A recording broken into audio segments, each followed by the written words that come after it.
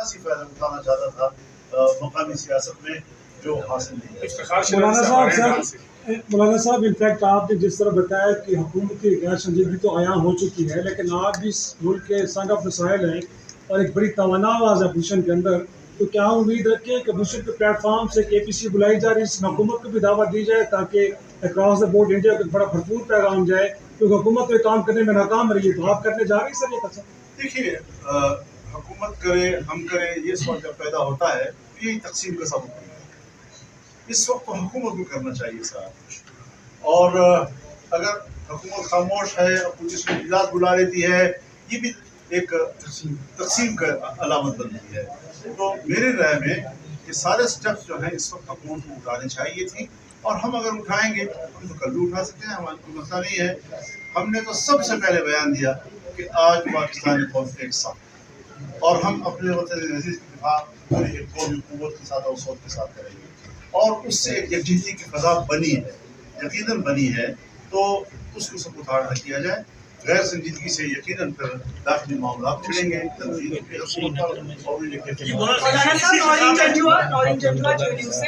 KPK में आप लोगों की बड़ी नुमाइंदगी है, KPK के जो हालात काबू से बाहर हो रहे हैं और जो दूसरे जो जथिगर खारजी अंदर आ रहे हैं और काफी हद तक अंदर आ चुके हैं, आपकी पार्टी उसको कैसे देखती है? आप क्या समझ रहे हैं, उसका क्या हाल है? देखिए, मैंने भी यही बात कही कि एक तरफ हिंदुस्तान की जाहिलियत, एक तरफ बलूचिस्तान और कश्मीर में जो दाखिली जंग चल रही है, इसके लिए कोई स्ट्रेटेजिक पॉलिसी हमारी होनी चाहिए, और सियासी लोगों को इन्वॉल्व करना चाहिए इसमें, ताकि हम इसके लिए रास्ते निकालें। और अगर एक तरफ हमारी पोजीशन जो है वो बहुत संजीदा है, तो दूसरे अतराफ पर हमें एक काम करना चाहिए, मेहनत करनी चाहिए, ताकि हम हमजियत जंग में न उलझे रहें और न हिंदुस्तान हमारी इसको मुल्क को फायदा उठाए। जी मौलाना साहब, PTI ने 7 मई को KPC बुलाई है लाहौर में, आपको दावत आई है? अगर आती है तो आप वहाँ के PTI की KPC में जाएंगे? मुझे खबर आई है दावत। मौलाना साहब, इस हवाले से आप हमेशा यकजहती पर यकीन रखते हैं और सारी सियासी और जमहूरी क़ुव्वतों को इकट्ठा करने में भी मसरूफ़ रहते हैं। मियां नवाज शरीफ के साथ इस हसास मामले पे कोई रब्ता करेंगे? अगर कोई ऐसी तजवीज़ संजीदा तौर पर सामने आएगा किसी बुलाते हैं, तो फिर तो मेरा ख्याल में शरीफ होना चाहिए। पाकिस्तान के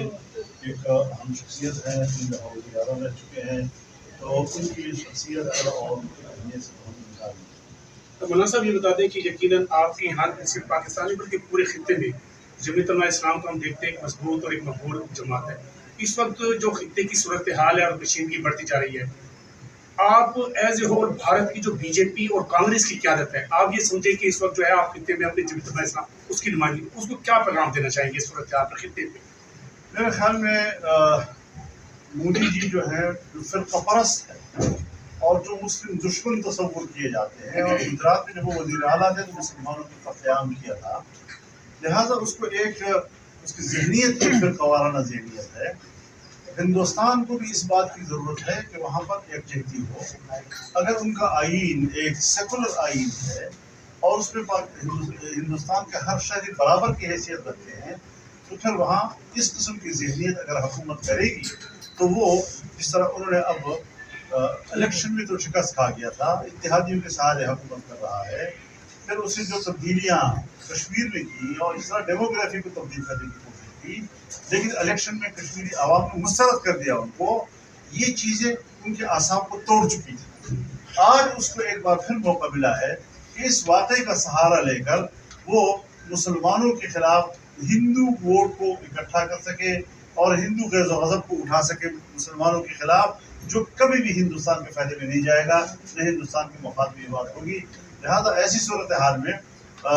हिंदुस्तानी कौम को भी सोचना चाहिए कि एक ऐसा फिरका परस्त जो कौम को आपस में लड़ाता है, जो अपने मुल्क को दूसरों से लड़ाता है, बिला तहकीक लड़ाता है और